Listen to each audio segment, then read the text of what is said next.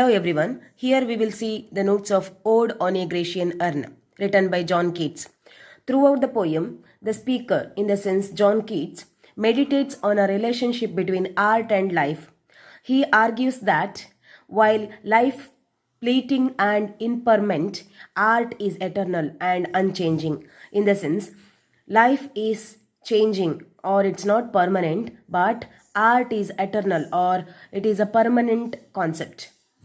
The images on the urn, he suggests, will continue to inspire, will fascinate viewers long after the people and events they despite have passed into obscurity. Obscurity in the sense it's not permanent, keep on changing. The poem is an exploration of the nature of art and its relationship to human experience. It is an exploration of morality also. John Keats did not live long, but the two historical contexts to be considered when reading this poem are Greek history and Keats' own personal life. This poem is influenced by mainly two concepts. They are Greek history and Keats' his own personal life. Greek history.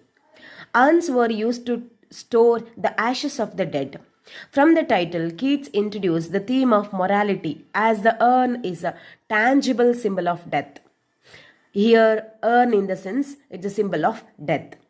Tales of great Greek heroes were often inscribed on pottery with images detailing their adventures and bravery. Especially the Greek heroes were inscribed on the pottery in the name of adventure and bravery.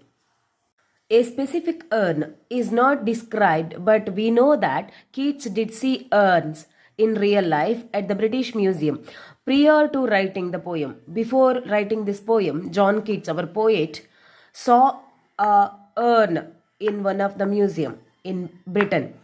By influencing those urn, he wrote this poem. In the poem, on seeing the Elgin marbles, Keats shares his feelings after seeing the Elgin marbles. Now, Elgin marble is known as the Parthenon marbles. Lord Elgin was a British ambassador to the Ottoman Empire. He brought several Greek antiques to London. The private collection was then sold to government in 1816 and displayed in the British Museum. About this Grecian urn in the sense pot.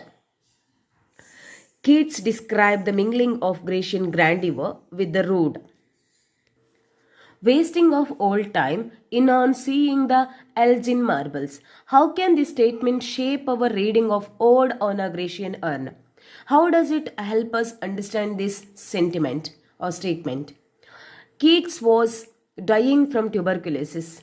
He had witnessed his youngest brother die from the ailment earlier in 1819 at only 19 years old.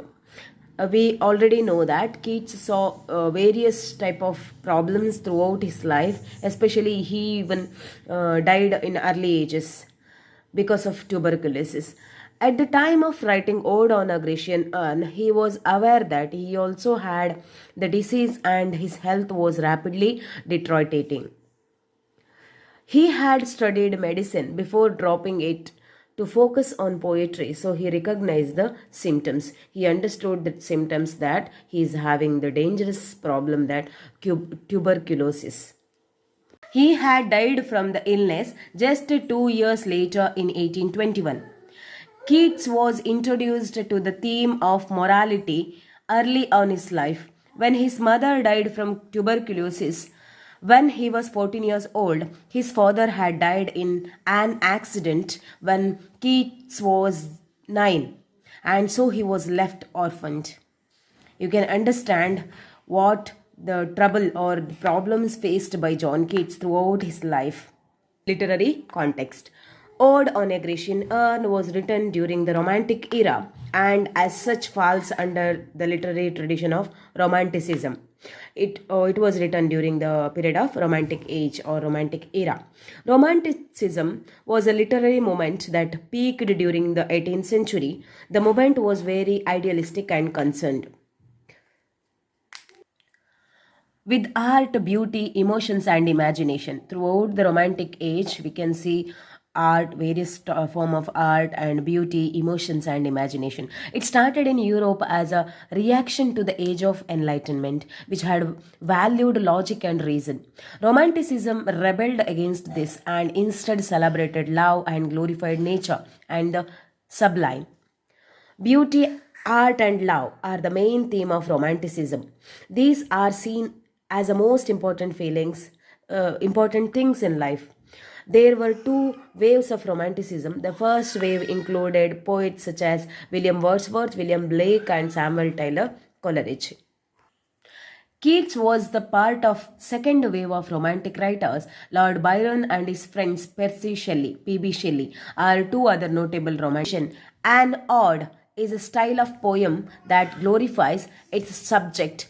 The poetic form originated in ancient Greece, which makes it a fitting choice for Ode on a Grecian Urn. These lyric forms were originally accompanied by music. Here, ode in the sense poem. Structure. Ode on a Grecian Urn is written in iambic pentameter. Iambic pentameter is a rhythm of verse where which line has 10 syllables. Ode on a Grecian Urn has no fixed tone of stylish choice made by Keats. Beauty represents Keats' admiration of the urn. Truth represents reality.